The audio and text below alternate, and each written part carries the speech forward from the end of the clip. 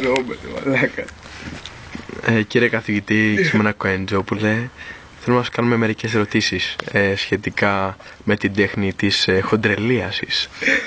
Επιτρέπετε, κύριε καθηγητά, ή όχι? Πείτε μου, τυχαίνει να είμαι expert, θα έλεγα, στο θέμα. Για πέστε μου, αυτό εδώ πέρα μπροστά που έχουμε εδώ κάνουμε zoom.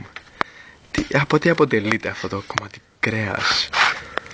Το πολύ νόστιμο. Είναι, θα έλεγα, 700 γραμμάρια τηνιακή λούζα. Καλά. Είναι πανέμορφο, είναι ειλικρινά πανέμορφο. Κρέας και λίπος. Μάλιστα. Είναι από ζώο. Ναι, και εγώ έτσι θα έλεγα. Αυτά εδώ πέρα τα υπόλοιπα, εδώ βλέπω ένα Νεγκρόνι, είναι Ιταλική εταιρεία, και διάφορα σαλάμια εδώ πέρα να εμφανίζονται.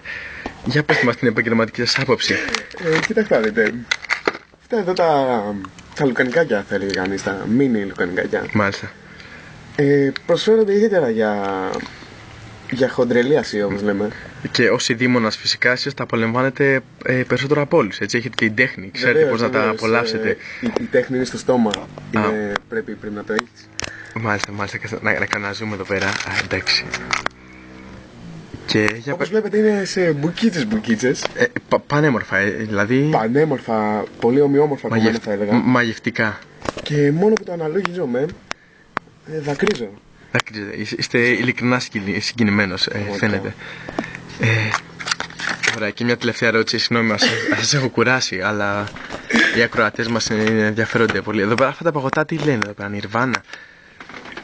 Τι είναι αγγλική λέξη αυτή? Νιρβάνα, βεβαίως. Νιρβάνα, ξέρετε τώρα, είναι... Ο παράδεισος. Όχι. Η απόλυτη... Όχι, είναι ένα κλαμπ στο Μπρίστολ. Μάλιστα. Ναι, από εκεί πήρε το όνομά του και το παγωτό, γιατί είναι από το Μπρίστολ και ο ιδιοκτήτης του άρεσε το μέρος αυτό. Τέλος πάντων, μου πεις το κυρίως θέμα. Αυτό είναι ένα παγωτό... Είναι παγωτό σοκολάτα, θα έλεγε κανείς. Από ό,τι φαίνεται έχει κομματάκια σοκολάτας μέσα. Μάλιστα, βεβαίως. Από μπισκότο μάλλον. Ναι. Πιστεύω ότι οι ακροατές θα ζηλεύουν ήδη. Θέλω να το φάνε. Ναι, βλέπετε είναι παγωμένο. Πω. Φρέσκο, είτε να πω. Λοιπόν, ας περάσουμε στο επόμενο παγωτάκι μας.